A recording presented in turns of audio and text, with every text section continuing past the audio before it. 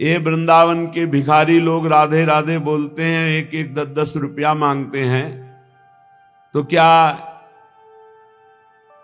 इस विषय में आपका क्या विचार है? क्या इनका सही चरित्र है? राधा राधा कह के, राधे राधे कह के रुपया मांगते हैं। हमें अपने भाव से देखना है। जिसका चश्मा हरा होता है उसे हरा दिखाई देता है, जिसका लाल होता है उसे लाल दिखाई देता है। हमारा चश्मा भाव का है। भावोत्सवेन भजताम रस काम धेनु।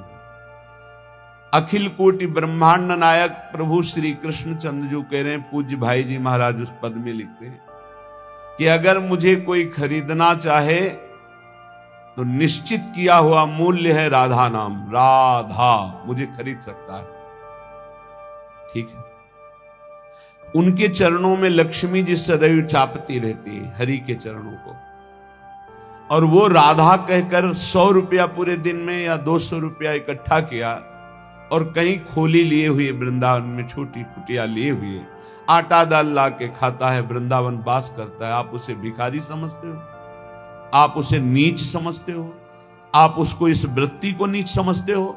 और जो करोड़ों का गफला करके एसी में सोते हैं और व्यभिचार करते हैं, मांस मदिरा पाते हैं, उनको बड़े आदमी समझते हो? अरे इनके चरणों की रज के समान कोई बड़ा आदमी नहीं है।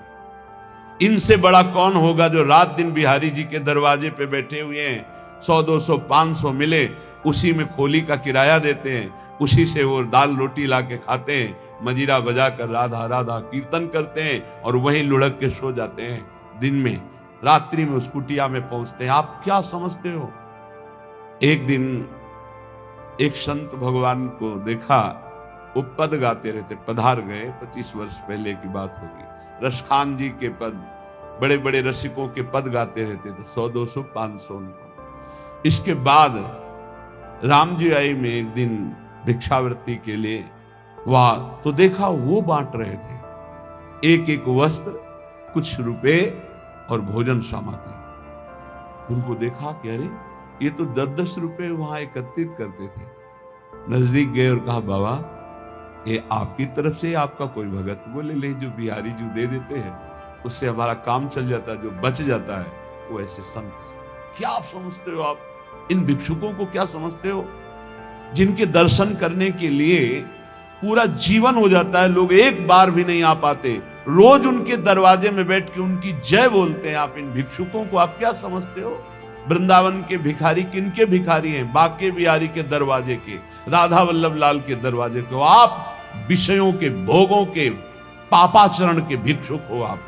आप देख लो, हमारी बात कड़वी लगेगी, आप उनको भिखारी समझ रहे हो जो 100 रुपए में संतोष करके धाम वास कर रहे हैं। तुम अपने को देखो, करोड़ों ने भगवान ने दिया, फिर भी तेरे अंदर संतोष नहीं, फिर भी तू भगवान की दिन भर जय नहीं बोलता, फिर भी दिन भर भगवान का नाम कीर्तन नहीं करता। वो उनके धाम में रहते हैं, उनके नाम में रहते हैं। बाहरी दोष दर्शन करके अपने हृदय को मलिन करके धाम से चले जाते हैं बहिर्मुख लोग, यहाँ कुछ ले नहीं पाते। इसलिए यहाँ के भिक्षुकों की शरण हो जाओ तो बिहारी बिहारी जो प्रसन्न हो जाएंगे। आप क्या समझते हो? ये जो बिहारी जो राधा वल्लभ जी इनके दरवाजों में, जो गलियों में यहाँ बैठे हैं, तुम साधारण नहीं समझना, साधारण मत समझ लेना। ये धामवासी हैं, महान योगियों को भी पवित्र करने की सामर्थ्य रखने वाले ये हैं।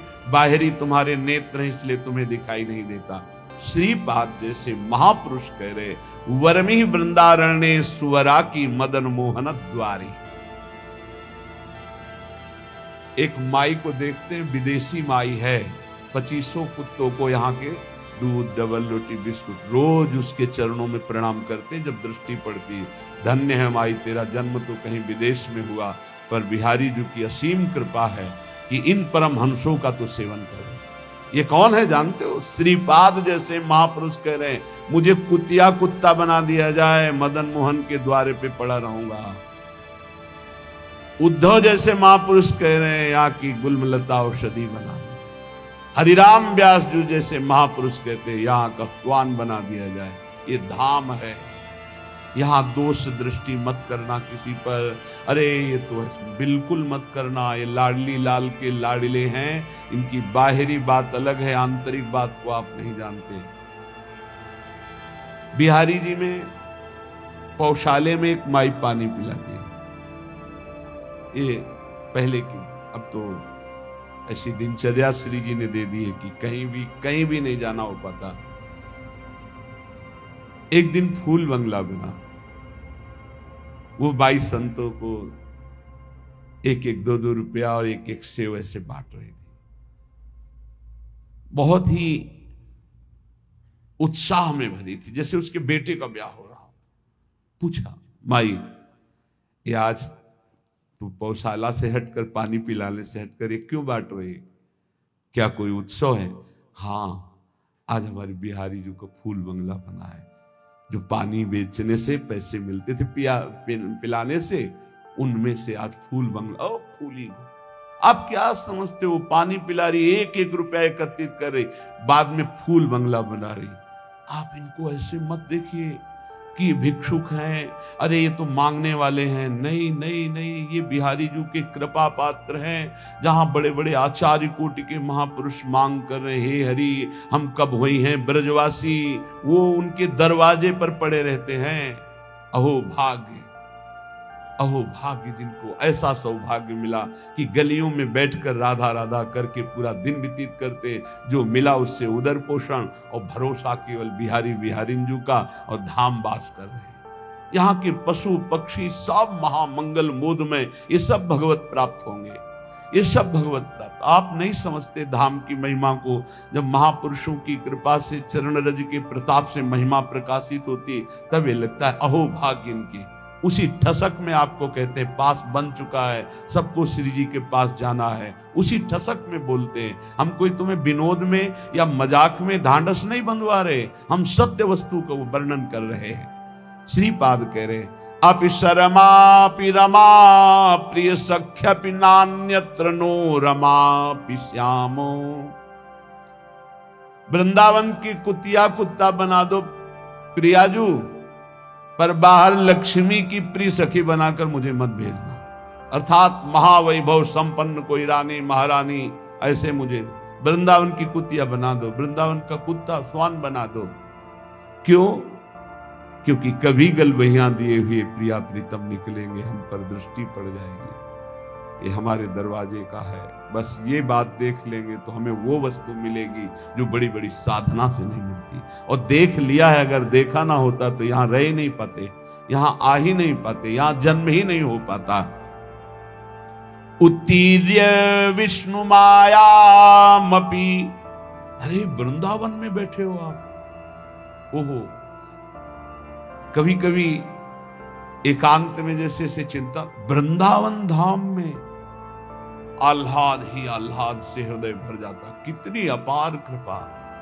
कहां नारकी क्षेत्रों में प्रकट होने वाले जीव, और कहां परम धाम वृंदावन में जीवन व्यतीत हो रहा है।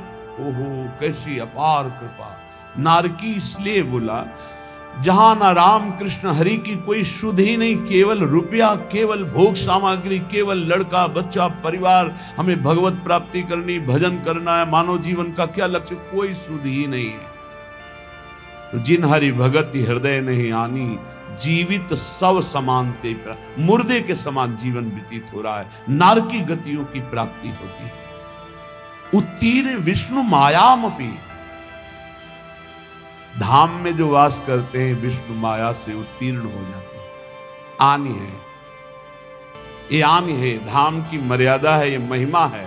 यहां जो वास करते हैं भगवान की माया से मुक्त हो जाते हैं। धाम का प्रभाव, यहाँ की रज का प्रभाव। एक बार सत्संग में सुनाया था, एक बहुत बड़े ज्योतिषाचार्य अपने मित्र के साथ श्रीधाम वृंदावन की भूमि में प्रवेश किए।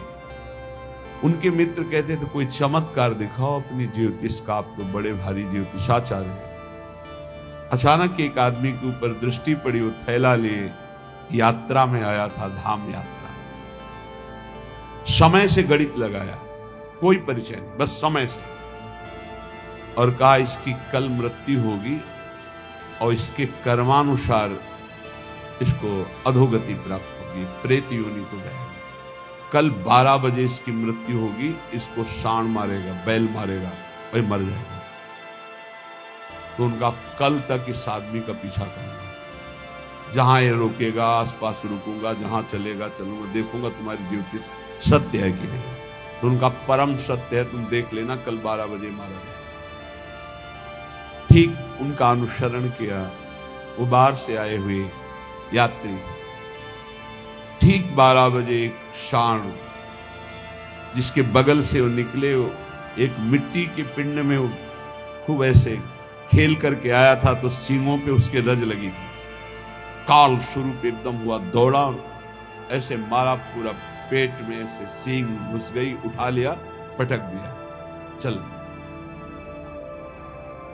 अब वो आश्चर्यचकित ज्योतिषाचार्य भजनानंदी गायत्री अनुष्ठान करने वाला, पवित्र दृष्टि वाला, धाम की कृपा से उसने देखा कि वो दिव्य तेजोमय होकर के वो भगवत स्वरूप में विलीन हुआ।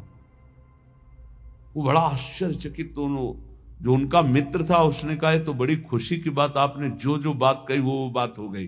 बोले तुम प्रकट बात देख रहे हो, मैं उसे नहीं देख रहा, मैं ये देख रहा हूं कि इसकी दुर्गति होनी थी और ये तेजोमय होकर के कैसे विलीन हुआ।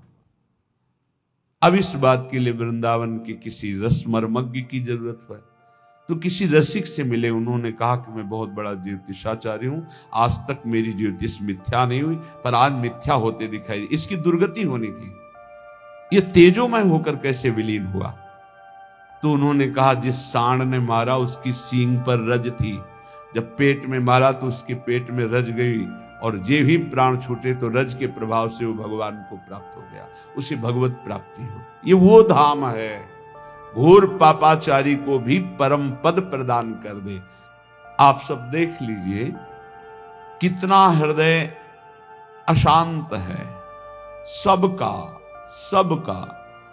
तुम्हें लगता है अमुक संख्या का धन मिल जाए, अमुक व्यवस्था हो जाए तो मैं शांत हो जाऊंगा। सही मानिए, आप जितना अंक सोचते हैं उतने से ज्यादा किसी के पास धन है, उससे ज्यादा व्यवस्था है, पर वो भी अशांत है। आ ब्रह्म स्तंभ पर्यंतम सर्वम मायामयम जगत, तिनके से लेके ब्रह्मलोक तक सब मायामय है। सत्यम सत्यम पुनः सत्यम हरेन नामैव केवलम। धन्य है जो सत्य सत्य पुनः सत्य हरिनाम में अपनी रसेंद्री को लगा दिया, वाकेंद्री को लगा दिया। नाम जपते हुए उसी का रसास्वादन कर रहे हैं हर समय। राधा राधा राधा, हरि हरि हरि, कृष्ण कृष्ण।